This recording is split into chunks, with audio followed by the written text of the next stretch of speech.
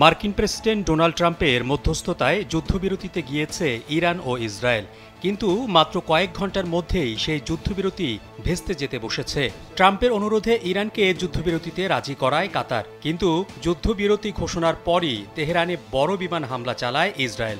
এর পরপরই ইসরায়েলে ক্ষেপণাস্ত্র নিক্ষেপ করে ইরান। তবে ট্রাম্পের যুদ্ধবিরতির জন্য নির্ধারিত 6 ঘন্টা সময়ের মধ্যেই দুই দেশ পাল্টাপাল্টি হামলা চালিয়েছে।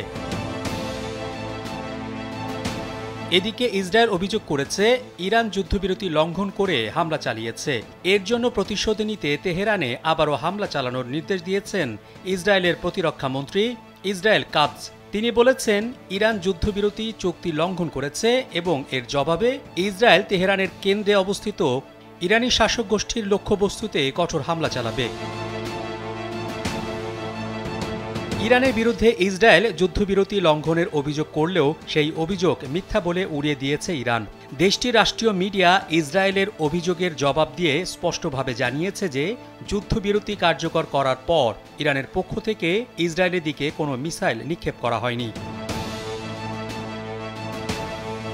ইসরায়েল ইরানে হামলার মধ্য দিয়ে যে সংঘাতের শুরু তা এখন মধ্যপ্রাচ্যের অনেক দেশে ছড়িয়ে পড়েছে।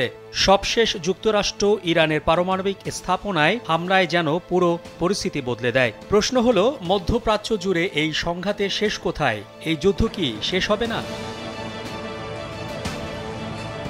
ইরানের পররাষ্ট্রমন্ত্রী সৈয়দ আব্বাস আরাগচি সামাজিক যোগাযোগ মাধ্যম এক্সে একটি পোস্ট করেন। তিনি সেখানে লেখেন, দখলদার ইসরায়েল যদি তাদের অবৈধ হামলা বন্ধ করে তাহলে ইরানেরও হামলা চালিয়ে নেয়ার আর কোনো ইচ্ছে নেই। তিনি ইসরায়েলকে ইরানি সময় মঙ্গলবার ভোর 4টা পর্যন্ত সময় বেঁধে দিয়েছিলেন।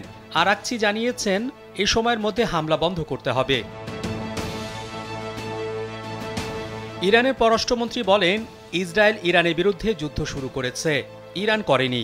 এখন পর্যন্ত যুদ্ধবিরতি নিয়ে কোনো চুক্তি এবং হামলা বন্ধের সিদ্ধান্ত হয়নি, কিন্তু যদি বেঁধে দেওয়ার সময় ভোর 4টার মধ্যে ইরানের মানুষের ওপর ইসরায়েলের অবৈধ হামলা বন্ধ হয় তাহলে তেহরানের আর যুদ্ধ চালিয়ে যাওয়ার ইচ্ছে নেই।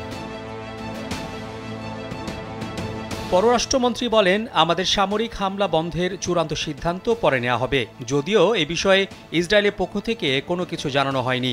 দেশটি ইরানে হামলা বন্ধ করবে কিনা তা এখনও স্পষ্ট না। মোহাম্মদ শাহাবুদ্দিন মাহতাব, কালবেলা।